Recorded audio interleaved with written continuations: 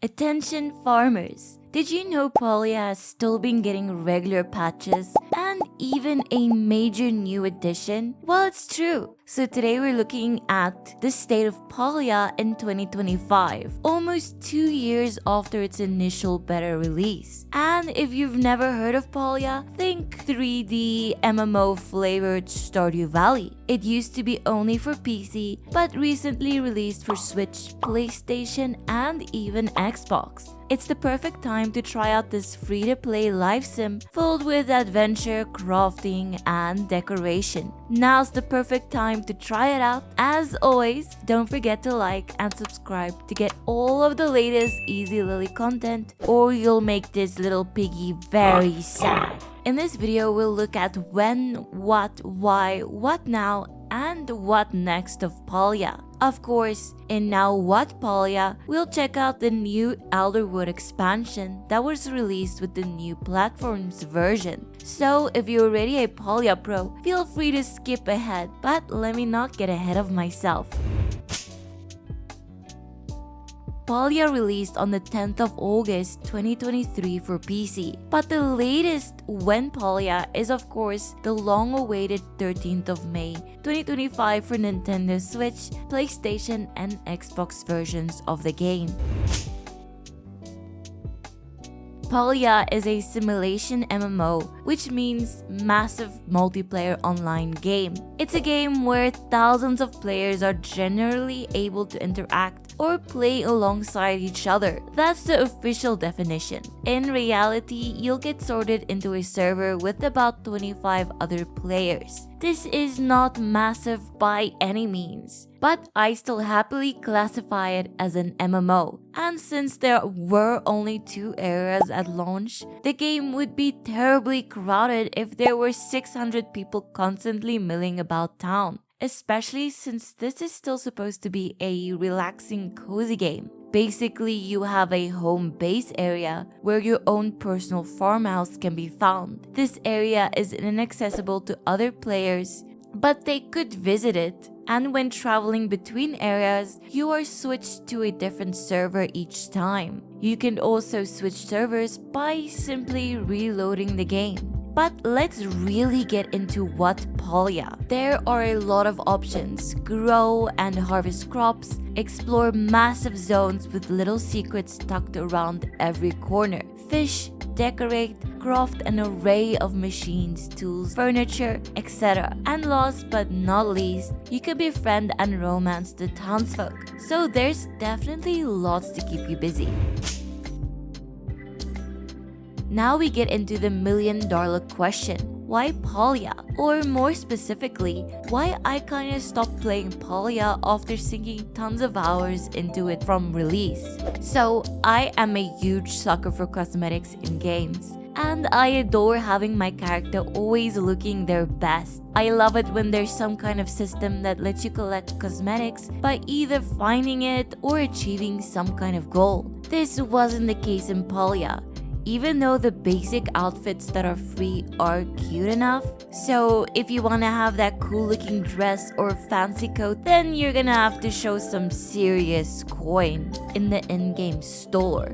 I remember from the initial release days, you were lucky to see any 4 people together. Maybe I was just playing at the wrong time or farming unpopular items. Since picking it up again, it's good to see that the server is being more lively and there's always someone running past to get to their next goal. It was even better to see a little group playing some potluck together in the underway. Like when playing any other game at launch, Palia had its fair share of bugs. None of them were game-breaking though, but I was already on the fence. Just getting a few bugs at the wrong times was enough to make me log out. And running was just so frustrating. I don't know if I was the only one feeling some of the NPCs at the initial release didn't have distinct enough personalities. Plus, you were able to freely date multiple characters at a time. So you're in a kind of poly relationship with them all, alongside all of the other players. Of course, you're still choosing to romance something while dating. But that's definitely another issue. Eventually, my house and surrounding area was fully set up and decorated. And once you upgraded to the highest level of each respective tool in your professions, there wasn't much else to do. Sure, you could farm some coins for each respective guild connected to those professions and get some more items from the shops, but that was about it. You could have completed some bundles, but that was also just a little bit you could do. Alongside the new platform release came the brand new Alderwood area. As the name implies, it's a dense forest that can be found north of Bahari Bay, in the space between the cliff and the housing plot's gate. A wide variety of low-touch creatures are said to reside in there, and apparently a month of inexplicable sensor activity has been going on in the region. The Alderwood came complete with exciting new quests, cute woodland creatures, and tons of new collectibles, decorations, and more. The new update spiked the live player count to a record of over 18,000 on Steam only, and it's been cruising above 10,000 ever since. You can clearly feel the difference in the game as well. The world is definitely more alive than ever. Palia ore used to be one of those semi-rare items that is sometimes just impossible to find. So thankfully, it can be found with the relative ease in the Alderwood now. In the world of Palia, night markets takes place at various times of the year, with different cultural sites and activities unique to their respective regions. In the days when Kilima was a bustling trade hub, the village hosted night markets that were larger than life, like the ones found in Bahari Bay. Now, the Maji market was there kinda since from the release, but now it appears at the fairgrounds every 4 weeks and runs from 6 p.m. to 3 a.m. Palia time. However, this schedule may be interrupted by other events such as the Lunar New Year. Markets are a space to gather with other players and NPCs while grabbing sweet and savory foods, listening to music, and watching the fireworks together. You'll be able to get new quests, earn prizes, collect the goodies from every merchant. There's some adorable mini games like chasing some chapas, hunting for these balloons alongside other players. I just think it's such a fun way to bring the community together. Another very welcome update is the wiki itself. It contains much more info than before, probably bracing for the new recent influx of new players. There's still much to be added, but at least it seems outdated sections have been removed. The social part of Palia has also been updated, where parties are much more valuable, where it increases the experience gained, and just little boosts you receive by being in a party. Where previously it felt like Palia was much more of a solo player game, where now the multiplayer is much more integrated. From exploration to decoration, Palia runs very smoothly. Buildings are easy to move and upgrades are easy to craft. There's a big old town stocked with everything you could ever need, and a ton of colorful NPCs.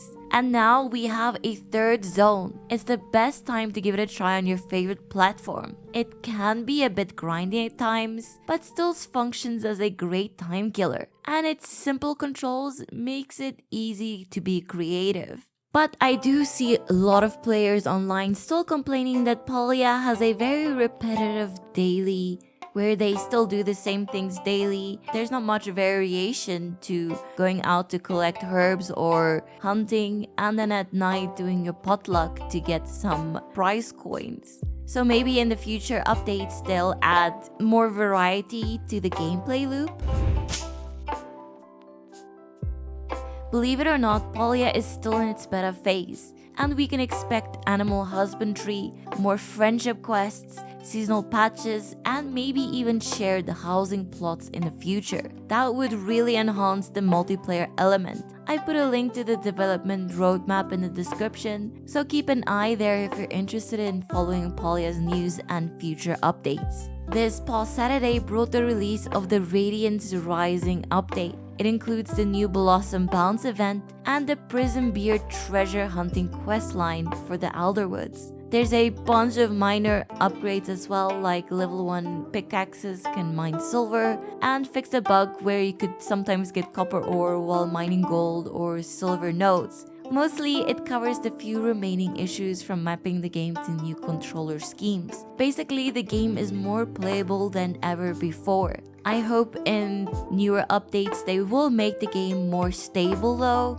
as my game has crashed a few times, or climbing a wall gets really buggy and my character just bugs out completely and falls down and then I have to climb all over again.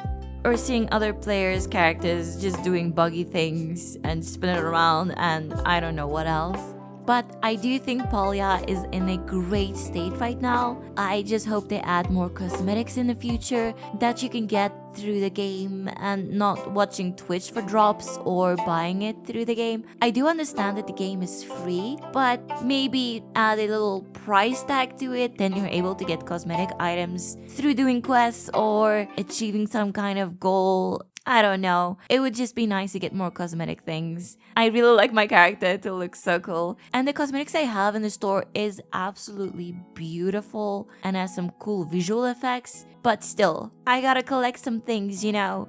Now you know the state of Palia in 2025. If you enjoyed this video, consider leaving a like and hit that subscribe button for more Ezlilyy. I mostly upload reviews or tips, but I enjoy the occasional 100 days or 100% run.